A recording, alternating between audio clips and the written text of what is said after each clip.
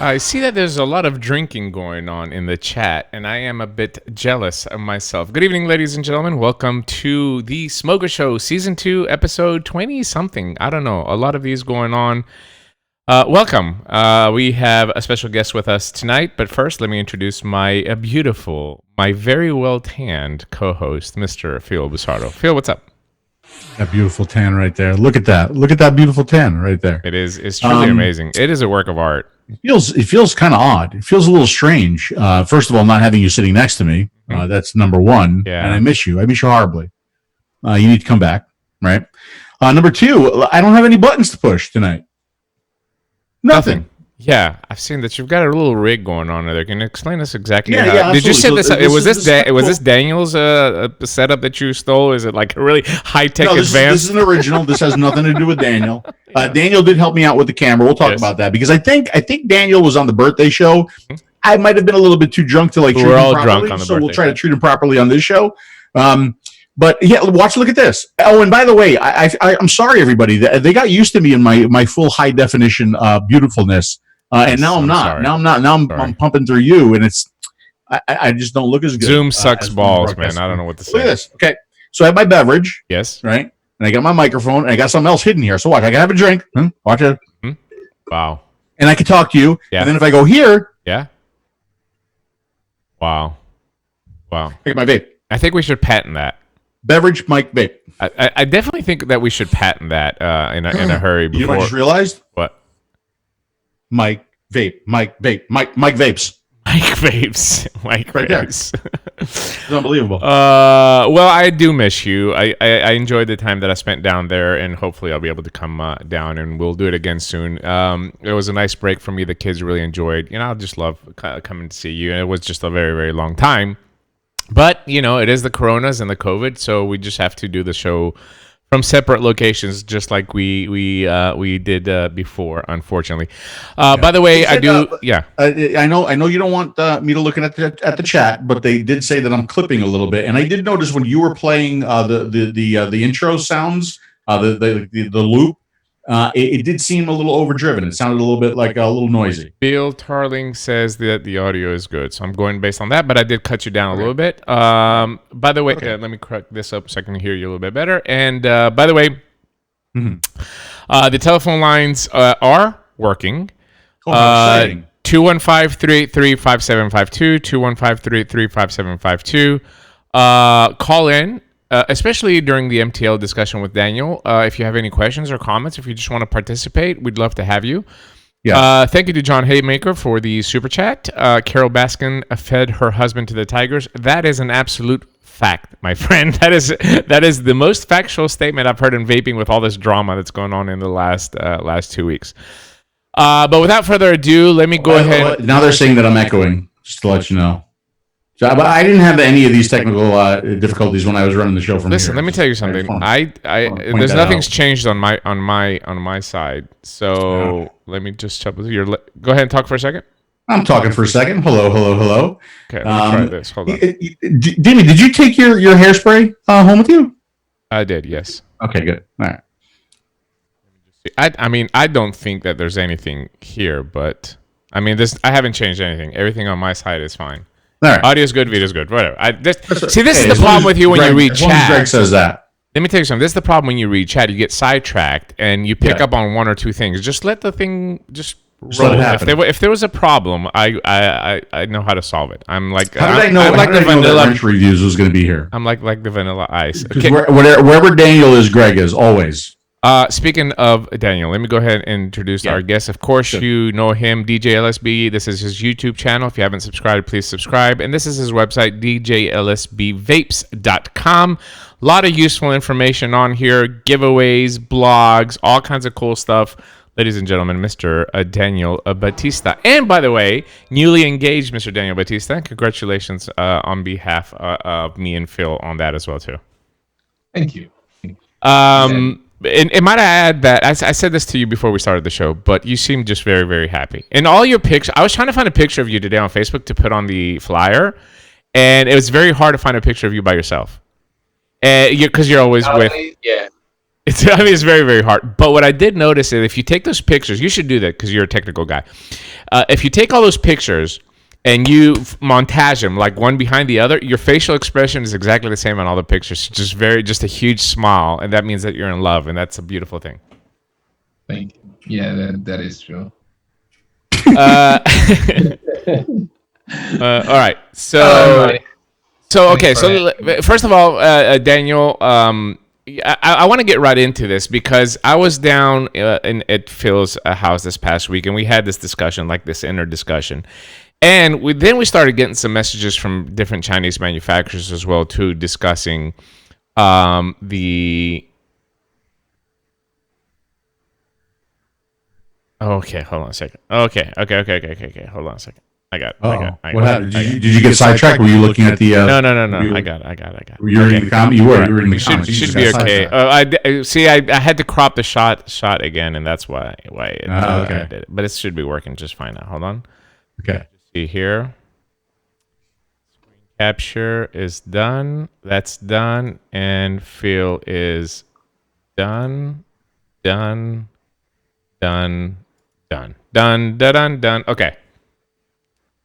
So that should be okay. That should be okay. Everything should be working now perfectly. Let me just double check from Bill before we get started. I'll give you a check here. Hello. Check 1 2 3. Check 1 2 3. All right, Daniel. Test 1 2 3. 1 2 3. Okay. To me, it sounds okay. So it should be okay on my part. Anyway, so let's get to the meat of the because Daniel can't stay very long as well too. So we appreciate him coming on and joining the discussion.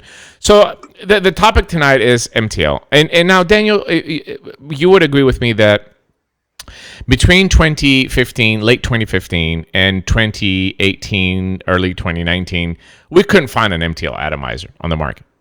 There was nothing. I mean, it was the Aspire Nautilus, and I think that's the high-end ish are rebuildables like the K funds. Correct. But as far as like commercial MTL stuff, it just didn't exist. It went from sub-ohm to pod, like that whole, jump came around. But what we've seen in the last year and a half is that MTL has made a huge comeback, and I think that is Thankfully. Yes, thankfully, finally. After, but the discussion that I had with Phil is that now that China saw that MTL is popular, it's become a hype. It's become what the sub-ohm and direct lung and everything was between 2016 and 2018, and they're starting to pump out product. And I guess we can start this off is, in your experience and the stuff that you're reviewing and stuff that's coming out to you, do you find that there is a huge disconnect between the meaning of the word MTL and the actual products and how those can confuse the end consumer? I think so. I don't think so as much nowadays. I think most of the companies are getting closer and closer to what we really look for on a so-called mouth-to-lung product or a mouth-to-lung type of vape. But yeah, there's still some players that release devices either focused on mouth-to-lung or with mouth-to-lung coil heads that I wouldn't necessarily consider mouth-to-lung, or I rate really badly as a mouth-to-lung device. Phil, I mean, you've been doing a lot of reviews lately as well too. You kind of brought up this conversation piece last week, so let's get your thoughts. Yeah, so there have been a couple devices that have come across my desk. So I think the first one, if I reach in here, this is the one that kind of set me off. And this is the 𝗵𝗵𝗶𝗹 Target 𝗵𝗵𝗶𝗹. I don't know. I can't see shit without my glasses. Dimitri has to use glasses now too. I do. It's so embarrassing. So this is the Target. Yeah, the Target 𝗵𝗵𝗶𝗹, right? And it's advertised as a mouth-to-lung device, right? The new Smoke Novo X, if you go on their website, it says like top tier or top of the line, and I should have had the website ready, mouth to lung vape, right? And to me, they're just not like. So I still consider mouth to lung to be a cigarette draw, right? I mean, that's like how I gauge everything that is mouth to lung. I think if you're going to be mouth to lung, if you're going to call yourself mouth to lung, you need to have that cigarette-like draw. Now, I'm not saying that there's anything wrong with people who like it looser than that, who like a looser mouth to lung draw, right? But it's getting so loose that I think it's getting in that world of like restricted direct lung or tight restricted direct lung. Right. And I think it's confusing people. And I've heard from a few people who have purchased product, right, and they're expecting one thing, and that's just not what they're getting.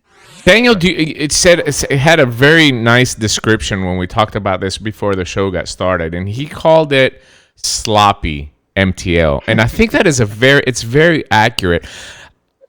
Sloppy in the sense, Daniel, is to do a true MTL draw.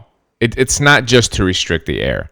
To do a true MTL draw, and both you and Phil are engineer heads, and you can explain it better to people, but it's how the air comes into the atomizer, how it goes and hits the coil, how it hits the bell, and then ultimately how it comes out of the mouthpiece. That four-piece equation, I guess you would say.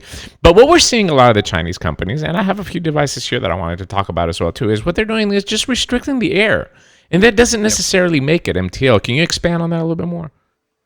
Yeah, I agree with that. I usually call it a sloppy mouth-to-lung draw, or I tend to say that the mouth-to-lung draw I get from those devices is not defined enough. It doesn't hit me in the back of my throat as I expect, or as I would expect from a cigarette. Of course, it's been so many years since I actually smoked the cigarette, but I tend to revert to devices or to atomizers when I get to sidetracked from what a real mouth-to-lung draw is. I tend to revert back to some of those atomizers that you were talking about, even the earlier K-funds, yes, to finally remind me or refresh my mind of what a true mouth-to-lung draw is, and what a draw close to a cigarette is, and then I can properly assess some of these devices.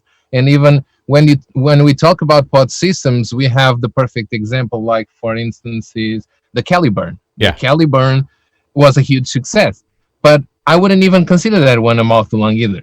It's Absolutely. a very restricted direct lung device that myself personally, because I don't feel like I'm getting that tightness and that mouth to lung draw I seek for on a mouth to lung device, I actually direct lung that device. I cannot mouth to lung that device or do the primer puff. I end up direct lunging the device because it's what it is a restricted direct lung device.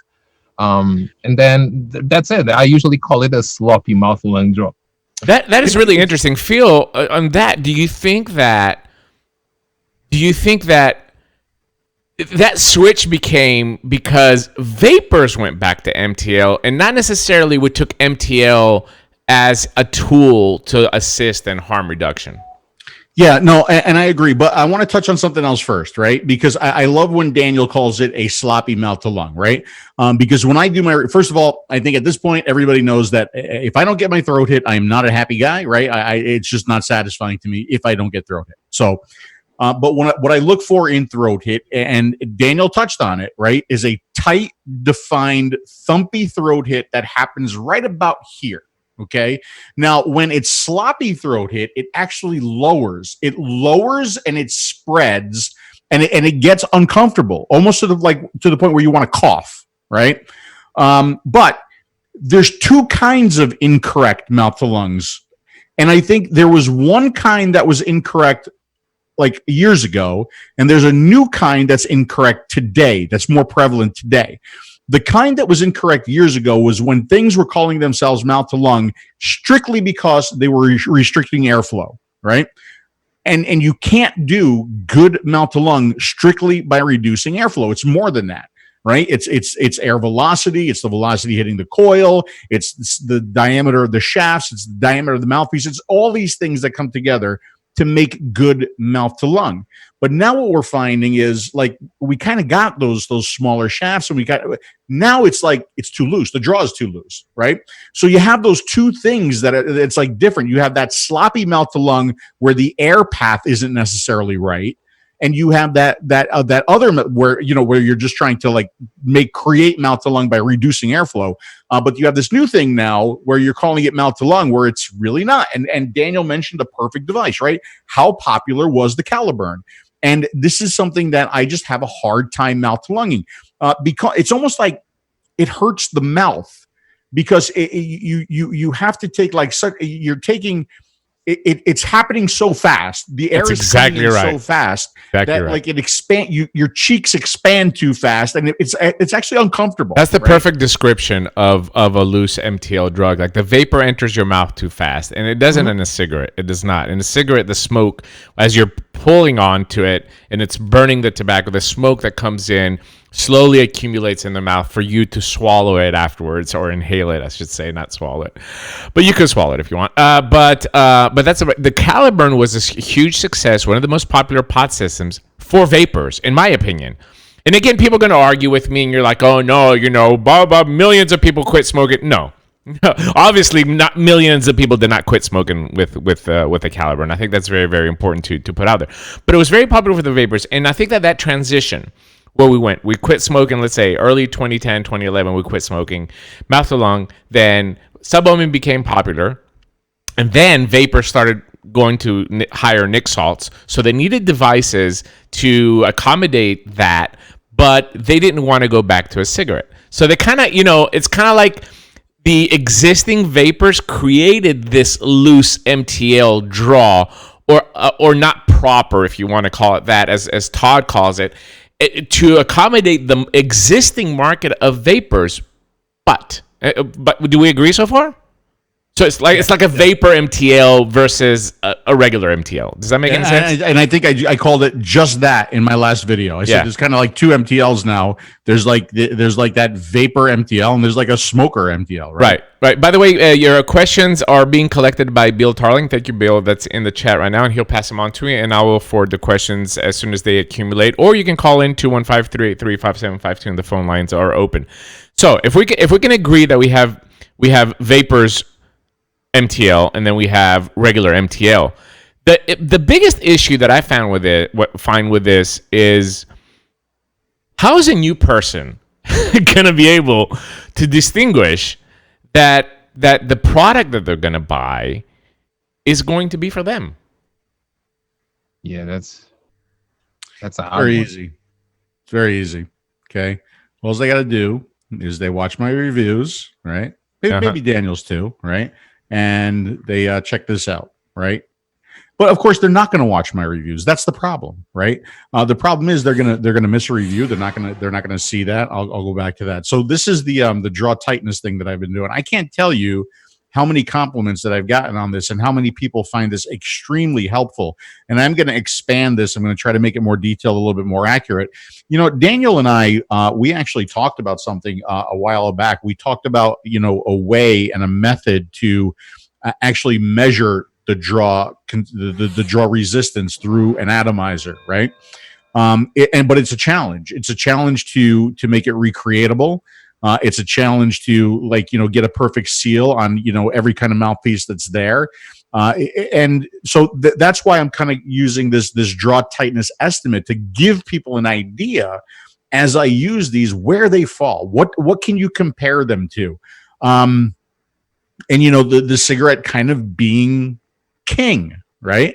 And again, that is a, you say, oh, well, we're moving away from cigarettes. Yeah, but there are still a lot more smokers out there than there are vapors. And they are used to a mouth to lung from a device that has been mouth to lung since day one, before we have all been around, and will continue to be mouth to lung on day X when we're all gone, right? So we still want that comfortable mouth to lung experience for those people who are coming off of smoking. And again, because a lot of people right away, like, oh, you're attacking my style of mouth to lung. I just need it looser, and you're attacking me. No, I'm not. Right? I'm saying there's nothing wrong with your style. My concern is that it's not what we have come to expect from mouth to lung. It's not what a smoker understands is mouth to lung, right? So that's why I almost want to, like, you know, if you're going to call it mouth to lung, call it like vape mouth to lung, or call it cigarette mouth to lung, right? But just do something that's going to help the consumer understand what it is they're buying, because a lot of these pods now, there's no airflow controllers, right? Caliburn, no airflow controller. Enfix, no airflow controller. Smoke, Novo X, no airflow controller. So when you buy something, you can't adjust it. You got what you got. And if you don't like it, tough. That's why mouth to lung tanks are better. Daniel, jump in. Yeah, but the thing is, even the devices that may come with mouth to lung coil heads and have airflow control, most of them that don't perform well in mouth to lung, it doesn't really matter if you close the airflow down. Correct. It's not going to provide a good mouth to lung draw. So it's like, yeah, some of them don't have airflow control, but it wouldn't change anything if they had, right? If a new listen, guys, it's 2020. You know, smokers are not going to come to YouTube to look at reviews before they buy a device, unless they know a vapor and they say, hey, go check out Daniel or check out Phil, right? Or check out their favorite reviewer. And some of the reviewers get it wrong. I mean, I hate to say it, there's a lot of bad reviewing going on with MTL right now, simply because people are not smokers anymore. And I get it. I'm not saying that to bash them. As if you haven't smoked in 10 years like us, your style of sucking or your drawing style has changed, obviously, because you're not smoking anymore. So a lot of the reviewers get it wrong. So but that's why I actually had that conversation with 2 reviewers already, as far as what a good mouth to lung is, because they approached me and they were like, oh, your opinions on this device were actually different. I actually thought the mouth to lung draw was decent.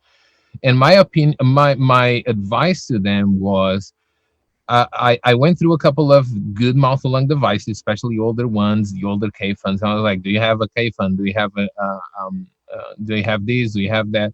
And I send them back to some of those older good mouth to lung devices to get a refresh of what a real mouth to lung draw is, and then be able to do a proper assessment. And then after that, they agreed with me. Oh yeah, this device is really not that good in mouth to lung. A lot of vapors, including reviewers, totally forgot what a mouth to lung draw should be for a smoker, especially for a smoker that wants to either switch. I can tell you what I do when I lose touch with that. Not necessarily like the throat hit the feeling but the draw. I go to my pack of stun cigarettes. I take one out. I don't light it. I put it in my mouth and I go, holy shit, that's tight compared to like some of the vape devices that we have, you know?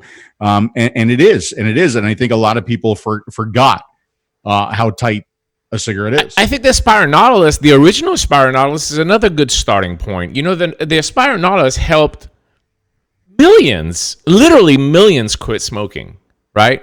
So it's unfortunate that this becomes part of a bigger problem. It becomes part of a bigger problem of that we're not converting people like we used to in the early days, okay? And I think that bad marketing and hype has a lot to do with that.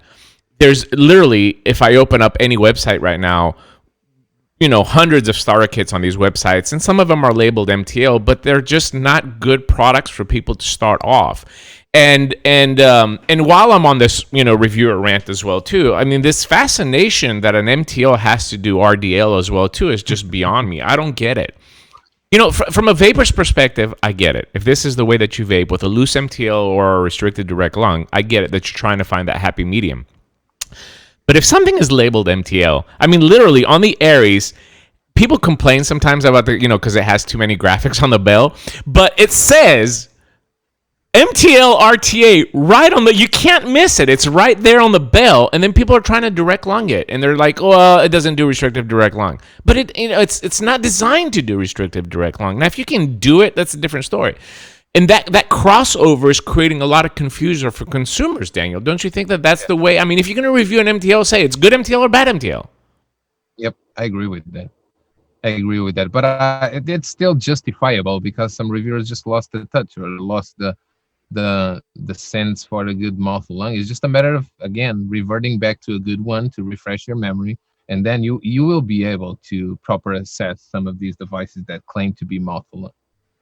Phil is if I want to get a definition, okay? I want to get a definition from you as the world's renowned expert on the mouth to lung. I want to get a definition of you. When you hear MTL, what do you expect it to be? What is your definition of MTL? Cigarette draw. A cigarette draw. Would you agree with that, Daniel? Yes, absolutely. Are we the only three people that agree with that? Are we the only three people that agree that should be MTL? I don't understand. You know, so just like with anything else, Dimitri, there's a range, right? In MTL, there's a range. In RDL, there's a range. In DL, there's a range, right? A lot of people call devices direct lung that I don't consider direct lung. When I hear direct lung, I think no resistance at all. I think just like straight into the lung. But, you know, you try some things that are called direct lung and there's resistance there. And you're like, well, is that really direct lung or is that kind of loose restricted direct lung? So who makes the law? Who makes like what, you know, who's the MTL police, right? And I don't think there is, but again, I think that de facto standard, like I keep talking about, should be the cigarette. That should be the de facto standard for MTL. And then there's a range around that because I know some people who like MTL tighter than a cigarette. I mean, like you're sucking a golf ball through your mouthpiece, right? And even and you know what? This happened after the original ΔigiFlavor Siren. Right when I started to get used to the draw that I got on that one, my like of what MTL is loosened up a little bit. Yeah, I can tell you now, and it's very interesting what happens and how quickly it happens. Right, testing some of these devices like the NFix and the Novo X and a few other devices that I've tried, where you start to get used to that really, really quick. Right. And then when you go back to your favorite mouth to lung, you're like, oh, shit, that's kind of tight. Yeah. Right. So it's amazing how fast you will adjust and you will get used to it. And again, that's OK. There's nothing wrong with that. But I'm just concerned with those people who are trying to get into vaping from smoking. And you know, we want something comfortable for them, something that they can get used to or be familiar with. And then if they want looser draw, go ahead. There's tons of stuff out there with looser draw. But it's that range of MTL. And when you're like borderline, when you puff it and you're like, and it's like really quick, right? Really quick. You get the vapor in your mouth so fast that it's uncomfortable because you like your cheeks expanded too much, right? That's where like, is this really mouth to lung or is it kind of restricted direct lung? And they're just calling it mouth to lung because mouth to lung is like the new kind of hot buzzword right now. And that's what China is doing, Daniel, right? Isn't that what you're picking up? I mean, China, it's that buzzword right now. It's the hype word, and they're all clinging on that, and they're putting out products. And in your experience from what you received, I'll say in the last 6 months, that's been labeled or intended to be MTL through marketing, what percentage of them do you believe are, okay, let's just say true MTL. How about that? We'll just use true MTL for now. I would say 30 to 40% of the products that come from China claiming mouth lung, I would consider good mouth lung products. That's a horrible percentage, Phil. And here's my concern as well too, because if you have a vape shop that's depending on employees that are usually vapors, they like something looser, right? So they're going to pick up a pod or one of these MTL devices that is looser because that fits their style of vaping. And again, there's nothing wrong with that. But what we're saying is that if that is the recommended product to a smoker that comes in to convert, it might not work. So that creates other issues as well too. Right. Well, you know, I think, I mean, let's kind of be honest. I think a lot of vape companies have kind of given up on the smoker, right? There are certainly a few companies out there that are still focused on the smoker, but you know, it's like something that we talked about when we used to go on stage years ago, right? Is that the industry continues to market to itself. The industry continues to sell to vapors, and the industry forgets that for it to be a long sustaining industry, we need new customers. How do we get new customers? We convert smokers into vapors, right? I agree with that. So it just seems like a device like the 𝗪𝗪𝗺 that's made not necessarily be for a smoker. I think the 𝗪𝗪𝗺 is more for a vapor, right? That's why it became popular. Some of these, That's why it became popular, because vapors were using it. Some of these smoke products. I mean, let's admit it. Let's face it. Like, smoke has never been, outside of the original smoke dual coil cartomizers, right? Smoke just went like balls to the wall clouds, and I think they completely lost touch with what mouth to lung vaping is. I demonstrated with the Novo X. Not only is it too loose for my mouth to lung, it's also not sensitive enough for my draw. Right. So my draw is actually my typical mouth to lung. And I showed this in the video. My typical mouth to lung draw is too light for the switch on it. Right. Yeah. So I actually have to take a stronger draw to get it to fire during my entire draw. So like when I did vape it, I vaped it with, my finger on one side of it. Number one, to get it more comfortable for me, to get it a little bit tighter. Number two, to make the switch work. Right. Because I'm creating more suction then to make the switch work with my draw style. Right. Yeah. Your sucking is a little bit weak. I can confirm that. Hold on just a second. I was waiting for that. We've got a telephone call. 678. That's Atlanta, I think it is. 678. You're there. Can you turn down your stream, please? With, my finger on one. 678. Get it more comfortable. Get a little bit tighter. 678. Right, because I'm creating. Can you cut down your stream, because we can hear you from the telephone line? Okay. All right. Maybe she'll turn down this. I think Jenna is the name. You turn down your stream, please. 678. Get it more comfortable. Yeah, it's so good to have the phone lines back. 678. Right? It's working. She just has the stream playing, or hear you. I don't know. Hey, Nick Grim Green's in the chat.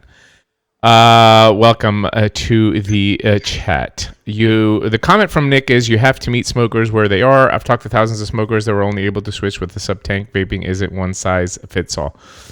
Definitely agree on that, Nick. The topic is MTL mislabeled, I think, today. It's just the fact that the MTL hype buzzword has created a variety of products that just sometimes don't meet the definition. The way that you're going to quit smoking is obviously up to you. The misdirection is the problem. Go ahead, Daniel. I agree with you. I know a few people that actually quit smoking with 𝗪𝗵𝗃. Sure. I agree with him. Sure. I definitely agree with him. Sure. The style of preference that you have to draw is totally up to you. The labeling of the product and what it can actually do is the issue. Right. The same thing goes for direct long tanks. You might get a direct long tank and it's advertised at 120 watts or whatever it is, and then it's just you pick it up and it's restrictive direct long. It goes both ways, and it's not just MTL. Obviously, we're talking MTL here because it's the smoker show. But let me take that's also the reason why I think vape shops are so important, right? Because for a smoker to find a vape shop and actually get to try the different styles and different products, I think we should fight for vape shops a lot more, even though the regulations are what it is, and some of the products are probably going to be out of the market on some of these vape shops. But that's why vape shops are so important. I agree. Here's another comment. Here's another comment from the UK. I think this was really interesting. With a cigarette draw, I would definitely need 30 to 50 milligram nicotine salts to be satisfied, something the UK can accomplish. So I think what Joel is saying here is that at 20 milligram, which is the max in the UK and the European Union, he can't get the satisfaction of some of these smaller devices on a tight MTL draw. That's why, using 12 on a more looser draw, you can absorb more nicotine. But I think, again, that goes more towards the smoker. Free-base nicotine at 18 milligram today in some of these devices that we have, true MTL, if you want to call it that, are very sufficient to help people quit smoking. So and the thing is, he was talking about nic salts, and I do agree with it to an extent. I think the good mouth-to-lung draw and the bad mouth-to-lung draw devices also play a big role on how you actually get that nicotine consumption and how you actually feel it in your throat. Because and it's not to promote your own liquid, but I've I've been using 12 milligrams, not just your line, but some other liquid lines. And if I use this same exact 12 milligram liquid in a so-called mouth-lung device that doesn't give me that punch in my throat that I seek for, I don't really feel like I'm vaping 12 milligrams anyway. But if I use the same exact liquid on a good and punchy mouth-lung device that actually hits me in the back of my throat as I would expect from a cigarette draw, the same exact liquid will satisfy me just fine, even not being Nick salts. Yeah, I that is a great point, and I want to, since Nick is here as well too, and he MTLs as well too. He uses higher nicotine. I just want to clarify that the true MTL experience is a combination. Okay, it's that airflow that we're talking about, not because it just says MTL on the package, but we're talking about how the actual device performs, how the air comes into the atomizer, hits the coil, goes into the bell, and then eventually comes out of the drip tip, and the type of liquid that you're using has a huge important role to play on the satisfaction of MTL with the nicotine content and, of course, the viscosity of the liquid as well, too. All those combinations give you that true MTL. And all you have to do is, just like Daniel said, use the same liquid between 2 or 3 devices, and you're going to see that the experience is completely different to have a true satisfying MTL. And we're not getting that in today's market. In fact, I think that the MTL hype, because it is an MTL hype, is more damaging today than what the sub-ohm hype was between 2016 and 2018. Because it's really easy to drop down to 3 milligram nicotine and open up these wide channels. And Phil, you would agree with me as an engineer, but it's so much easier to just open up these wide airflow channels, put 3 milligram. You're going to get tons of air inside. The experience is going to be similar across the board, you know, in most of the direct lung devices. But MTL is a little bit different. It's a little bit more gourmet, I would say the word. It's a little bit more finicky in order to get the proper satisfaction that you're looking at of MTL, right, Phil? Yeah, it is. And by the way, I just want to point out something real quick that Danielle was just holding up the #1 best-selling flavor in the unsalted line, the delicious, fabulous. How much did you pay Daniel to do that? It's unbelievable. No, we had no conversation about that at all. By the way, Donald Trump loves watermelon pitch. Yeah, look at that. Look at it. Just, he Actually, loves, I'm telling you, that's more flock of seagulls than it is Donald Trump. But anyway, go ahead. To give you an example, so like I'm starting to evaluate this WeNax stylus, and I think Daniel's got one too. Horrible name. Yeah, but I'm not reviewing the name. I'm just kidding. But what I find very interesting in this, and I know you keep saying, like, you know, the way the air hits the bell, it doesn't necessarily have to be a bell. I mean, you know, like a lot of these coils are just straight shots, right? It depends on the diameter of the shaft, or, you know, just some other things that are going on in there. But like with something like this, the throat hit, and I'm curious about what Danielle has to say. It's so sharp, it's so defined, it's so there, right? And it's actually a very tight draw on this one, very, very cigarette-like draw, if not even tighter than a cigarette draw. But with using this, if I'm all about throat hit, if I'm only concerned with throat hit, I could probably go down to an 8 on this one and get that throat hit kick that I'm looking for. I felt the same. I'm actually editing. I was editing the review on this one, and I feel the same exact way about this one. I was vaping the 12 milligrams, and I felt like I could go down to a 9, maybe an 8. See, how's that, right? Each side is defined, and it's good. It's a good device. It's a good mouth-to-lung device. So I felt the same. Yeah. You know, what's interesting about this device is, like, I dislike pretty much everything about it except for the vape. Yeah, I mean, you know, I'm not a fan of the pod, the fact that I can't see the liquid very well, the plug filling, the whole 9 yards. But vape quality, how you change the coil too, is another one. Like, I would never recommend this to like an older woman, right? Right. Because if this was easier to work with, oh my God, I could recommend this all day long as a analog equivalent. Remember what we used to call vapes that like simulated a cigarette? Yeah. An analog equivalent, right? Yeah. I would absolutely recommend this as an analog equivalent to a cigarette if that person who is looking to quit and looking to convert wanted that cigarette experience. They're going to get it from a device like this.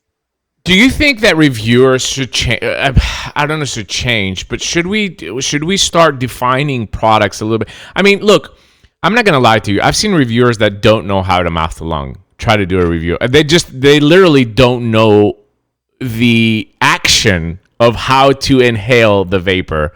Go ahead, Daniel. That's right. So they just literally don't know how to. And then just the other day, I was watching a video, and a guy was reviewing an atomizer that had a drip tip that's like 13 millimeter bore on it, and doing an MTL. You know, it's like I'm thinking to myself, is like, okay, for the vaping industry, somebody's going to look at it that knows that, gets it. But for somebody that doesn't know, that's going to look at it, that's so misleading, and so it's just so unfair. And it might have not even been on purpose. It was just because of the style of vaping that this person is used to. So how do we go about reviewing these products? How do we get into China's head of start labeling it a little bit more specific? Like what kind of terminology could we use? Daniel, go ahead first. I don't know. Phil? Yeah, Toss the ball there. The way I'm going to do it is with this draw tightness estimator. I mean, that's really the only way I can do it without a machine that's going to measure draw, and I can assign a number to it, and it's going to be a consistent number, and I can recreate that time and time again. So without that, I've got to manually try them and manually compare them and put them on a chart. We're not going to get anything from China. Look, we tried to get colored O-rings, in sequence with the coil material that they were using, and we tried to get all of the companies to use the same color O-rings. That went absolutely nowhere. That would be very, very helpful. There's a lot of things that we tried to get China to do, to work together, to come up with like common terminology, common labeling, common everything. That didn't work then. It ain't gonna work now. Yeah. Right. Yeah. So it really is. So, but I can tell you how I approach it. Right. When I get a device that comes with a big, giant direct lung tank, I might show the tank. I might fill it up and vape it. And then I say in the video that this review isn't really about the tank, right? If you are interested in the tank, go watch a reviewer that specializes in direct lung, because they're going to be able to better speak to it. They understand that, right? But I think the problem is that a lot of the reviewers, they're reviewing everything, even though everything may not be their everyday vape. That's interesting. Said it. Janine Timmons put a comment in the chat. I find it odd that reviewers who don't use MTL devices are defining a product as MTL, and I think that's odd as well too. I mean, I've had conversations with the reviewers that told me that all they do is direct lung. And then you see him reviewing an MTL. I mean, it's very, very hard to judge it. I mean, I guess you can look at it from a reviewer perspective, but experience perspective, that's going to be very, very hard to be accurate with that. Yeah. Especially if you don't vape like that on a daily basis. And I'm not saying I restrict direct lung and I mouth lung. I mouth lung most of the time, but I restrict direct lung as well too. But I could give you a good, accurate description of both. Now, if you tell me to review a 180 watt tank, I mean, it's air and vapor for me. You know what I mean? I wouldn't be able to tell you the difference because that's just not my expertise. And I don't think I ever reviewed like extreme sub-ohm tanks, even back in the days that I was doing reviewing.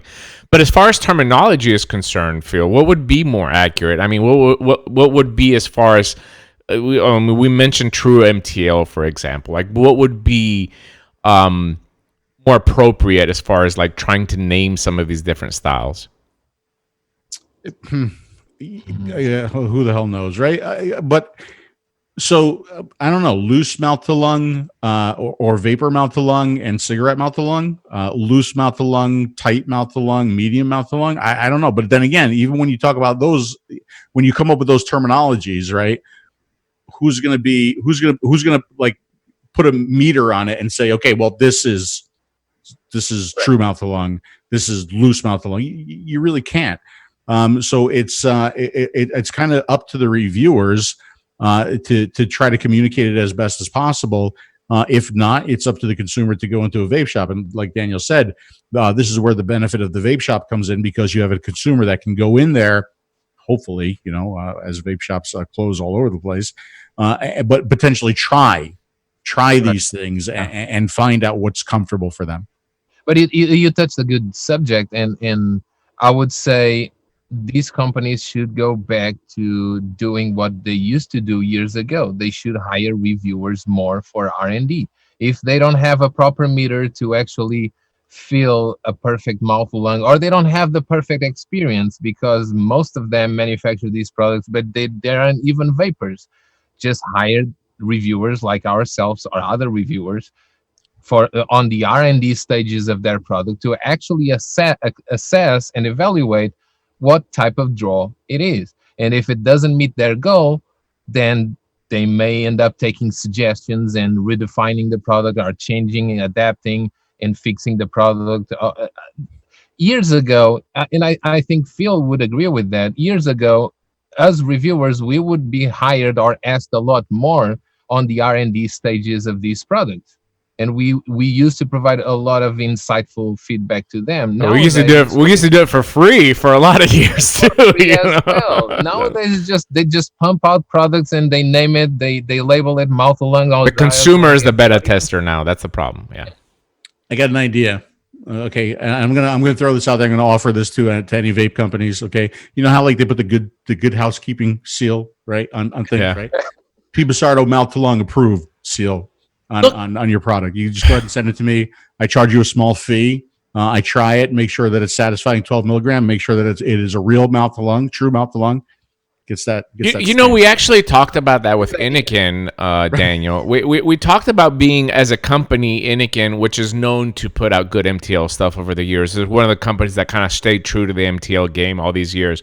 But we talked about, now that MTL is becoming more of a hype word, we need to be a little bit more clear with our definitions and be a little bit more accurate on how we're representing. I don't know if you noticed, but on the new Sceptra, it actually has MTL and RDL on the pod itself printed. That way the consumer can look at it and say, okay, well, if I want a mouth to lung drug, I'll go this way. I think this is the first one to do it. And then RDL, you just it just opens up a little bit. Even the Sceptra is not extremely tight. There's other stuff in the lineup that I would recommend for more cigarette type draw, but at least it's there. It's trying to define more for the consumer to understand what exactly they're doing, instead of giving them something that is labeled as MTL, and then they're not going to get that same experience. To me, it's all about the experience of how you're going to enjoy vaping. And MTL is just more finicky. It really is. It's more, because it's so lower wattage, it's more defined about how the flavor you're going to get on the type of liquid. We need to be more accurate in trying to give that descriptive consumer connection of what exactly they're buying. And it's interesting too, because like we're talking about, like, mouth to lung is maybe more difficult to do.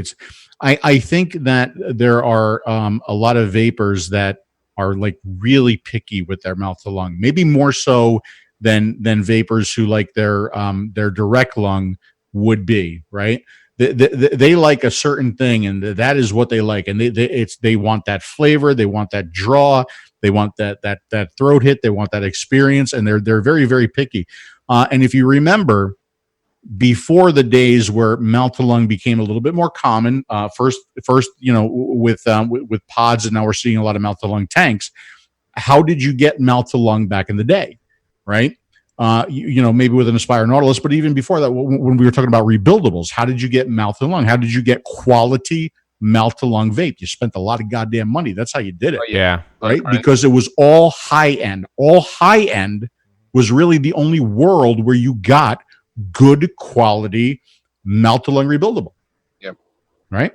Can I want to bring it up an interesting point of conversation here. Do you agree with me that the European market MTL users are a completely different animal than the USA so-called MTL users? I would agree to an extent. Phil? Yeah.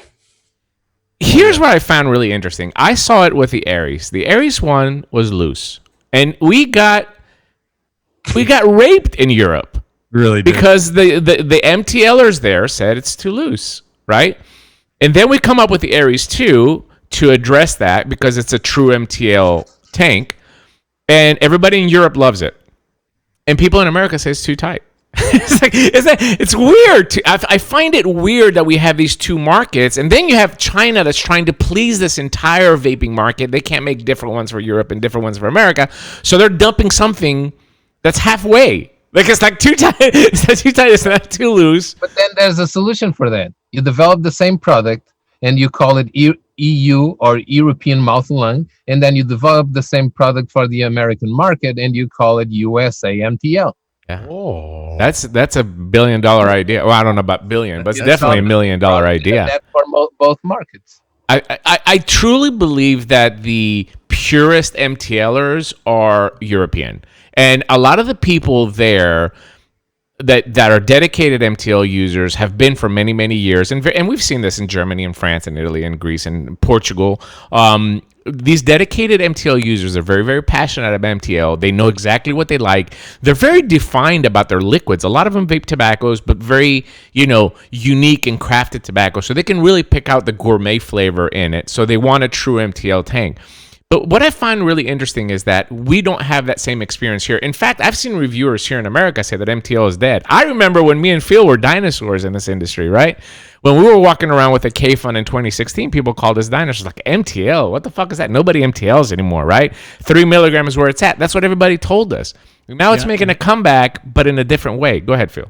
Yeah, and I love how in Rip Tripper's farewell video, he's back, by the way. He's back. But in his farewell video, he called direct lunging and sub-ohming old school.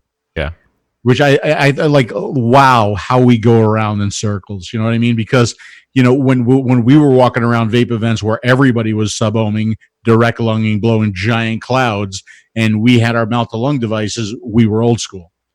Right. Interestingly enough, Jay as well too, and I watch all of Jay's videos. Interesting enough, Jay Hayes I think it was 3 or 4 months ago in one of his videos says MTL is just such a small niche. Why wouldn't you? He was looking at an atomizer and why does it didn't do restrictive direct lung. It just did MTL. And in that video, he said, why would you limit yourself to that? And I don't think he understands that there's a huge market for MTL. In fact, in the last 3-4 months since we released it, I've seen 10 MTL RTAs come out, all of them with adjustable airflow underneath the coil, which is great. It's great to have those options, but maybe there's a whole lot more MTLers than people gave him credit for. Just because you didn't see him on Instagram blowing baby MTL clouds, maybe you don't think that they exist, but there's a lot. Not just a huge market, but a market that was lacking. Yeah. So. Well, you know what? I think there's also a little bit of a misperception out there too. That number one, the mouth to lung segment is small, but that the mouth to lung segment that's beginner vapors, right? That's only for beginners, right? And then you graduate to direct lung, or you graduate to restricted direct lung. Now, if you do, right? If you move off of mouth to lung into looser draws, I don't give a shit as long as you're still not smoking. You'll get a big applause from me. I don't care, where you go. Dimitri and I have always said we don't care where you go, but that's just not the case. I mean, that's not the case. And the perfect example is me. I've been vaping since 2009. I've never felt the need to change my style. Right? I still enjoy the mouth to lung style of vaping. I still enjoy my nicotine. I still enjoy my little throat hit that I get, right? But I'm certainly not a beginner, right? So I don't think mouth to lung is for beginner. It's just where you wind up, where you land, what satisfies you, right? And it may be mouth to lung from this point on, or it may be something different, but certainly not is mouth to lung for beginners only. No, and you don't necessarily need to graduate into direct lung either. I actually remember a discussion I had a few months ago, around January, December. I don't remember. A few months ago in one of the vape shops I visited around here, they were attending a client that was vaping something restricted that wasn't necessarily mouth lung, but restricted. And they were talking to him about graduating into a more unrestricted or a direct lung type of device and lower nicotine, and I interfered. I was like, why should you? Oh, because that's our policy. Vapors, smokers, when they transition into vaping, we already expect them to graduate into direct lung. And I was like, no, you guys have been doing it wrong. If he's comfortable vaping a mouth to lung device, yes, there's a lot less liquid consumption, and yes, you are going to sell less liquid to that client, but he's satisfied that way. He enjoys vaping it that way. He doesn't need to graduate. If he tries direct lung and he enjoys direct lung over mouth to lung, then yes. But it doesn't necessarily mean that you need to push him or you need to make him graduate into direct lung. Just let him vape what made him quit cigarettes and what he enjoys. And they were all looking at me. I was like, bring the manager, and I'll tell the same thing to your manager, because that's wrong. Yeah, I think I don't think any vape shop should direct you away from where you're comfortable, right? I think a vape shop should direct you if you're not being successful where you are. I think a vape shop should direct you and change if you're still smoking and you're not being satisfied by however it is that they've started you with vaping. I think that's when the vape shop should step in and they should change your style then. But if you're doing something and it's working, right, and you're satisfied, absolutely no reason to change the style at that point. Totally agree. Let me get some. The client was an old guy, and the old guy was looking at me and he said, what this guy said. I don't know what you guys are telling me or what you want me to upgrade to, but exactly what these guys said, because this has been working for me. It vapes just fine. I want the same liquid and I want to keep using the same device. Yeah. That's what the guy said. Danielle, I just wanted you to know, just be careful when you say old guy. All right, because did you just call him Danielle? What the hell is Daniel? Dimitri gets offended, and Larry, who's in the chat, Larry gets very offended. I'm going to try this phone call again. 678. Can you hear us? Yes, hey. I can hear you. Okay, great. Sorry, when we connected earlier, we could hear you in the background. Go ahead. Okay, cool. I would be called a newbie, but I've tried a lot of different vapes, beginning with the ones that look like cigarettes. Then I went to the push button, but I was having to recharge the vape, 10 times a day. So what I need is someone to let me know where I can get and what I should get. I've been a smoker since I was 8 years old, and I'm 57, so I'm not a lightweight. I do like a decent cloud that makes me feel like I'm really smoking. Yeah. And I'm ready to go to the bigger handheld tanks. And I am limited on money, but I want to spend what I need to spend in the beginning and not have to replace a million things and all that. So can you guys give me the name of a company or a specific vape that has a large tank, that blows good smoke, and that is strong? Yes. And I don't have to recharge it 50 times a day. What's your name? Jenna, I'll do you one even better. I'm not going to send you anywhere. What you're going to do, Jenna, is you're going to get a hold of me on Facebook. You're going to send me a message. Bill Tarling will put the link inside the chat, and you're going to send me a message with your address, and then I'm going to get a nice little starter kit. I'm going to send you the Zenith tank along with a device that's long-lasting. You don't have to charge it all the time. I'm going to send you a pack of coils, 5 coils for you to have enough to use for the next month and a half. I'm also going to send you some liquid as well, too, or just use whatever liquid you like or whatever. And send me liquid. The Chroma R kit is the Chroma A Zenith kit is one of the best kits for you to get started. Long-lasting battery. You don't have to swap batteries out. You just USB charge it. The Zenith tank, 4 mil capacity, very easy to feel, especially for people that are not just too techy or gadgety or want to mess around with it. Very easy to charge the coil. Tons of videos and support on it. We even have a Facebook support group, and then hopefully that will help you quit smoking, hon. Awesome. Okay. Send it along. You got it, babe. And I'm learning a lot. I didn't know what MTL was or DL. Now I'm learning what those phrases mean. So your group is really awesome. Thank you so much. And I would appreciate that link. Yes, absolutely. To your Facebook page. Bill will put it in the chat, Jenna. Okay. Thank you. You have a wonderful evening. There we go. Maybe, hopefully, we'll make another ex-smoker today. That's what the smoker show is all about. Just some quick questions. Daniel, I always wanted to ask you, are you related to the actor, wrestler Dave Batista? No, absolutely not. Bill Tony. I don't know. It was there, so I had to ask it.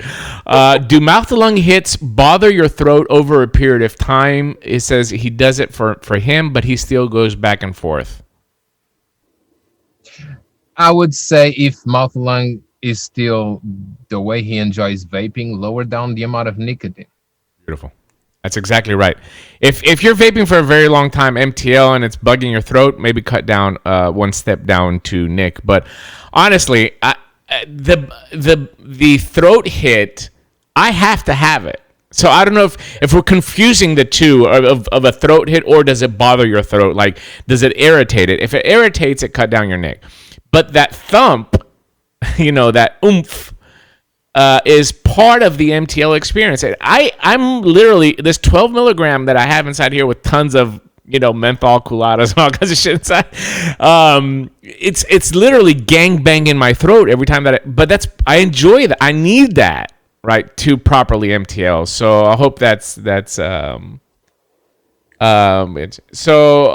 super chat from Nick. Thank you, Nick. Does Dimi feel the Zenith is true MTL? I've recently opened a new one and it feels very open MTL to me, but I don't have a psychometer or whatever. All right, Phil? Yeah, so we've heard that. We've heard complaints about the Zenith not getting tight enough. What I always recommend is close into the last hole. Yeah. Right. If you are looking for something tighter, just close into the last hole. As you start to close the last hole, and that should get it tight enough for you. Hopefully it'll get it tight enough for you. If it doesn't get it tight enough for you, then you got some sealing issue with it. The thing with the Zenith is, I think that if you go to the last hole and you offset that a little bit as well too, you can get it as tight. You can get it a proper MTL, and then it gives you the flexibility as you quit smoking to open up a little bit more holes on the MTL draw. So my wife uses the Zenith exclusively for the last 3 years. She likes all the holes open, right? She's been a vapor for 10 years, but she likes all the holes open. Here's the key. Here's how I know that the Zenith can mimic that, because it's helped tons of people in Europe quit smoking. And you go to Portugal, like Daniel's... the Zenith is the number one tank for people to quit smoking in vape shops. Greece, the same thing. France, the same thing. So I think that you can get it down tight enough to mimic a cigarette smoke if you offset that last hole, as Phil said. And thanks for the super chat, Nick. That's very, very sweet of you. I appreciate it. Phil, I was watching. Daniel, do you ever watch The Everyday Astronaut? No. The guy's awesome. He covers all the launches, right? All the spaceship launches. And he was doing a live the other day. He was getting like $100, $200, $500 super chats. Like, so listen, if anybody in the chat wants to go ahead. What does that have to do with us? It has absolutely nothing. We can't even get a pack of cigarettes. What are you talking about? What are you talking about? Even this, like, so this is the Twister by Freemax, the new 30 watt. Yeah. Even here, right? On a single hole, it wasn't necessarily tight enough for me. Right? You offset it a little bit. As soon as I closed into the hole a little bit, and then it got tight enough. By the way, speaking of the Twister, that's the next question. Did you get the glass off the Twister's MTL? No. I gave up trying. I had a couple of suggestions, but they actually wrote back to me, and I love when companies do that. See, you know what? There are still companies out there that want to learn from a review, and who will learn from a review. I love that that's still going on, right? So when I did the review on this, they sent me a message. They said, hey, we listened to everything that you said. We're going to make some changes. We're even making some changes to make it easier to get the glass out. So if they said that, I'm not the first one to have a problem getting the glass off, right? There's just really nothing to grab onto. It's funny because Nick brought it up, and I just picked up the Zenith to vape it, and I like it with 2 holes open as well, too. See how you've kind of gravitated through the vaping journey to like Phil said earlier, like you kind of go into a looser MTL style draw simply because you've changed completely the delivery method of what you had before. I find that really, really interesting. Let me pick up another question here just to make sure I covered everything. Here's another one. This one's a little bit expandable, I guess. From David Grotte, how did Caliber Nautilus not do wrong or right? Boy. Wait, say that. What did the Caliber do or not do right? The Caliburn / Nautilus. So both of those products, what did they do, and what did they do wrong? What did they do right? Can I tell you? Can I give you my ideas on 𝗬𝗏𝗺? Sure. Outstanding flavor, a really good big push from our reviewers, and a cool name. Cool name is very important. Very, very important for device. Absolutely. But let me be honest. It's a device because I'm a mouth lung / restricted and very restricted direct lung type of vapor. And I enjoyed the 𝗬𝗏𝗺 from a restricted direct lung vaping standpoint. It's a good device for that, not for mouth lung. I agree. I also want to add something else in there, that the 𝗬𝗏𝗺 coils, they did a fantastic job designing that coil. The coil on the 𝗬𝗏𝗺, I think, is what set it apart from every other device that it was trying to compete with at the time. Okay, the flavor on it is really good. Now, the two things that they could have done better, I think, in the 𝗬𝗏𝗺 is have a little bit of adjustability on the draw, make it a little bit tighter. But then again, that's just a preference based on the MTL discussion that we're having. It's very, very subjective, right? And the other thing that I would like to see with the 𝗬𝗏𝗺 is for them to continue then push that and try to improve it and put up a new version out. It seems like it got very, very popular and they just put that out there, and now they've moved up to other things. When you have something that's hot, you need to be able to expand on it and offer that to a version 2 maybe, or version 3 or whatever. It's selling. Why not? They actually released the 𝗂𝗂, which is a squarish type of battery that takes the same pods. And I actually gave them a suggestion. I told them, they asked me, can you already give us some insight as far as what your words are going to be? And I usually don't do that because the product is already final, is already retail anyway, it's not changing. But I told them, would be nice, since you already have such a successful platform that sold so much, redesign a pod for mouth lung that works on the same device, but a pod that is tighter, has a tighter draw, is focused on mouth lung vaping for the same exact device. Just release an additional pod. It's so true. It's so true. In so many cases, and I've seen that, and I agree with you, Daniel, that it's the device. There's nothing wrong with the device. The device is fine. Just release another goddamn pod. Just put another, look, you got companies with 25 different coils out there. Just release another pod, just one more pod for the mouth to lung. And all of a sudden now this becomes twice as popular because you have two of these. I just don't understand it. I think another reason why this became very, very popular, I'm pretty sure back when this came out, a lot of the devices that were this style were kind of leaning towards salts only. Right? Yeah. They were kind of that lower powered device, and all of a sudden this came out, right? And this has got some kick to it, right? So if I put my 12 milligram in here, even though it's too loose, I'm still getting that throat hit. I'm getting that kick. I'm not looking for power on this one too. So I think that had a lot to do with it too. Yeah, it's the warmth, the voltage it fires, the coil, the warmth you get from that device. Yes, it's probably one of the reasons why you get that flavor and it got popular. Yes, it's a perfect combination of power output to the resistance of that coil. If I'm not mistaken, when the 𝗬𝗏𝗺 came out, was probably the warmest vape you could get at the time from a pod system. Yeah. You're right. I think you're right on that. By the way, I saw a comment that the FDA sent a letter to the 𝗬𝗏𝗺. So let's just put 𝗬𝗏𝗺 number 2 out, and then it's going to take FDA another year and a half to get another letter out of them. 772, you're on the air. 772. Yeah, hi. How you doing? This is Robin. Hey, Robin. How you doing, hon? Hey, Robin. I'm fine. Hi. How you doing, Phil? First of all, I want to ask Daniel, did those two guys promise you a free pair of Skechers before they let you on? I'm on the boat, Daniel. I'm on the boat. Yeah, I didn't get that deal. No Skechers deal. Oh well.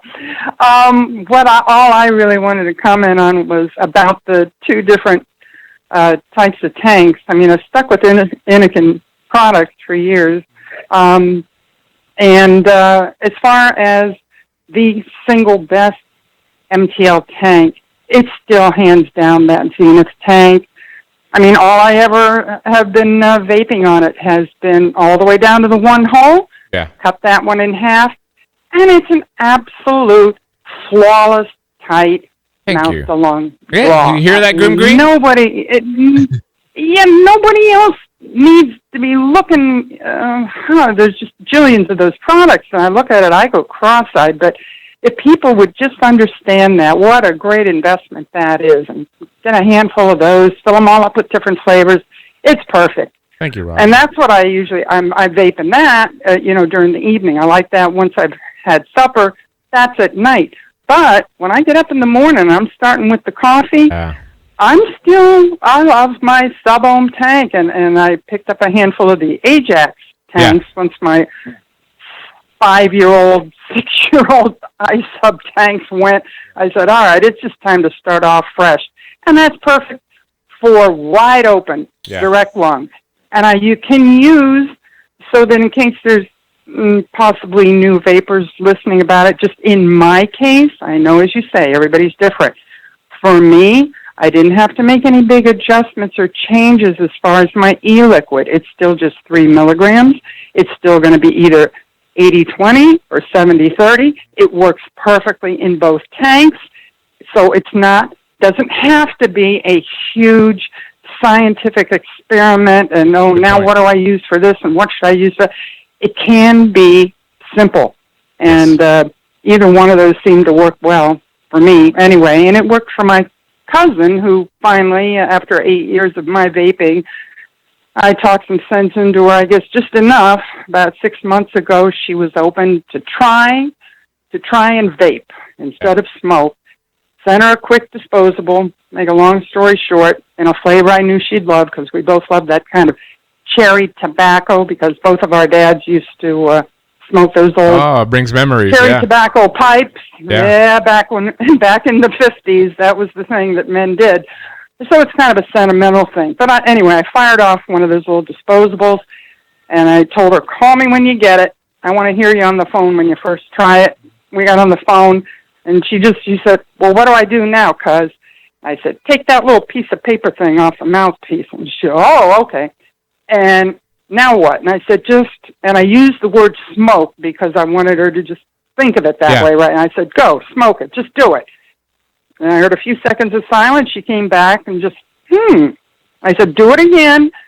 Well, how strong should I said, treat it like a cigarette. Just pull on that thing, just so like a cigarette. And she did, and she just started shouting and clapping and laughing. It's like a cigarette. It's like us. I said, atta girl. Now I'm going to send you something else and let me know when you got it. So I did wind up getting her her own platform, and Zenith Tank, and fired that up to her because she was looking at pictures of these other little ones. She said, no, I want what you have. And I go, are you sure? Because, I had to teach you. No, I can do it. But she was an ex-bartender. I was an ex-bartender, when we were younger. She knows how to mix. She understands it. She's not dumb. And I'm getting her.